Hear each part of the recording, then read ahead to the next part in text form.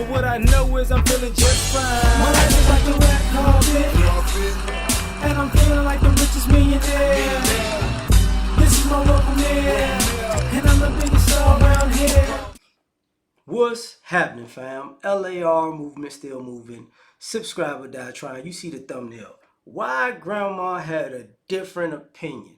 Some of y'all is great grandma. I talked about, my parents, my grandparents, my great grandparents, because when people talk about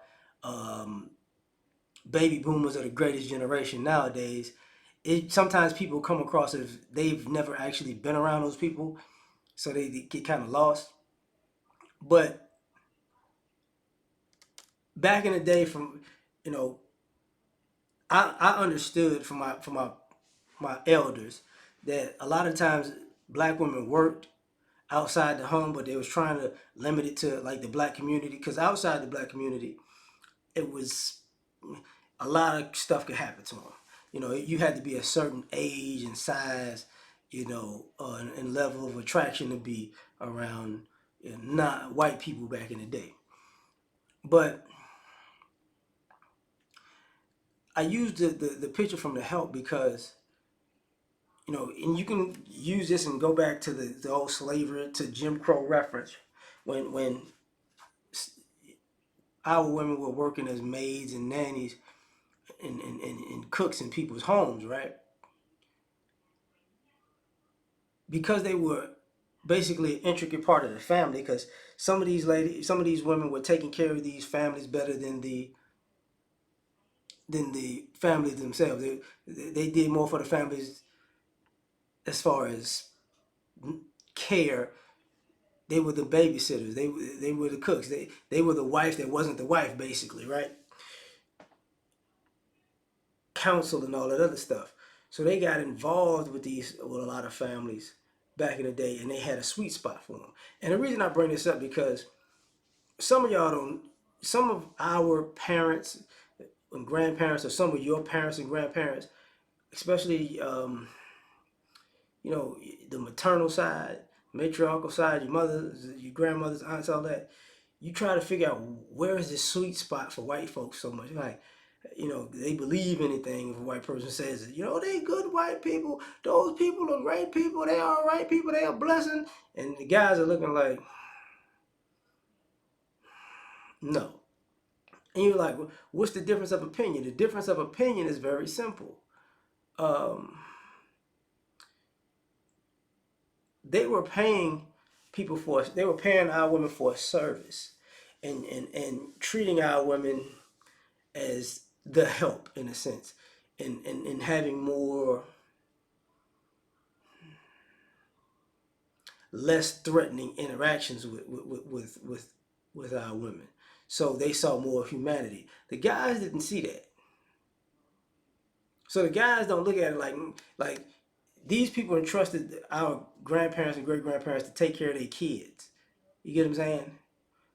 Think about it. And at the same time, our grandparents and great grandparents would not have them, would not trust them with their own kids. You know what I mean? Like my grandmothers and great grandmothers, they could have watched the white folks' kids, but they wasn't gonna let them white folks watch, my mom or my uncle, my aunt. Like, it's not gonna happen. My dad, not gonna happen. Like, no, we're not doing that. So innately, they knew it was a difference, but they didn't get the crazy treatment. Now, some people did, and the reason why I know about the split as far as attractiveness, age, size, and all that other stuff, because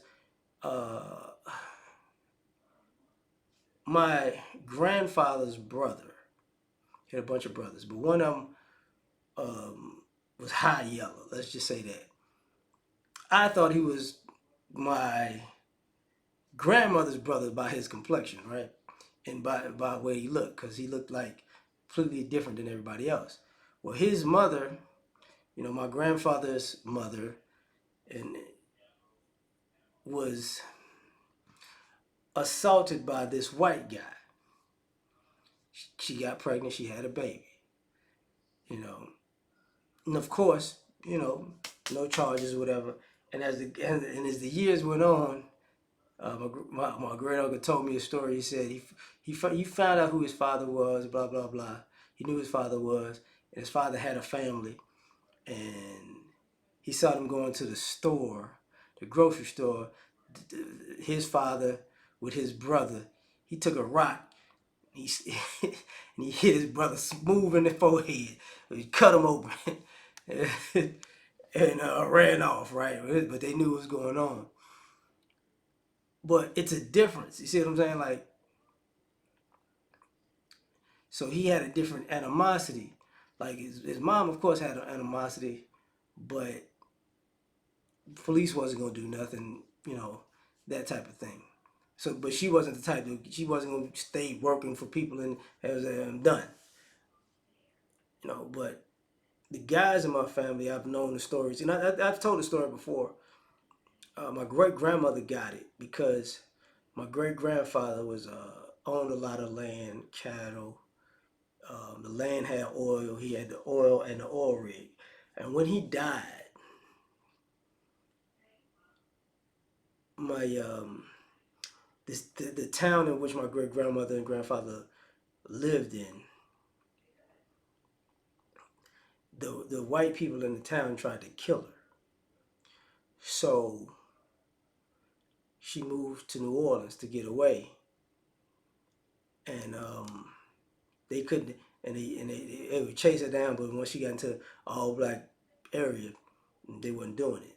So that was her. Like she was older at the time, so that was her experience with racism. Like he already knew what was going down, so he had to fight even to his old age to make sure he had all this stuff because he had no trust and faith in the goodwill, let's say, of white America.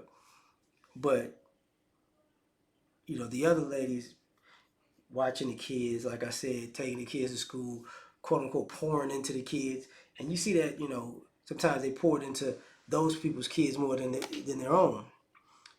So they had a certain level of investment, and I've known it, I've seen it even in my lifetime where that kind of nurturing thing spilled into corporate America, where you had a lot of ladies who, my grandmother would do this. She would train people, um, and she used to work at Southwestern Bell, AT&T, whatever you want to call it.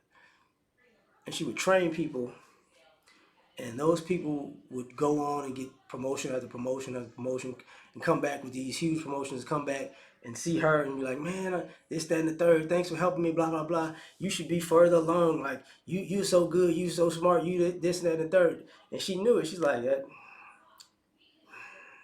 I wasn't going nowhere. And then she's like, to the point where she's like, I ain't even had ambition to after a while because it wasn't gonna happen. You know. So she kind of like, okay, I see how this works, but I'm gonna take care of my family. But I think her experience was my great grandmother's experience you know was different because my great grandfather died of cancer like when when my grandmother was like 9. So she had to deal with the ins and outs of society and this, that, and the third. So she started outside of chilling in the home, and then she was working for herself. But then she had to learn that lesson, like I gotta protect my kids. And the reason why I'm bringing this up is because some of y'all grandmothers and great grandmothers, and sometimes your moms, you wonder why they are so overprotective of non-black people, but so underprotective of black people, is because to some degree, the employment and the interaction has them more invested in the success of these people, and they're not taking into consideration what those people and their families are doing to be detrimental to our community. And I've seen it time and time again where you have to explain it to somebody over and over again, and then they see it. It's like, oh, but you've given these people numerous opportunities to jam somebody up, whether you knew it or not, because you trusted them and they're supposed to be good people and this, that, and the third. So I'm gonna just leave it at that. Tell me what you think. Like, share, subscribe, or die trying. Catch y'all on the next one. Peace. You ever been at the something top in of the you. universe? I'm gonna tell you that.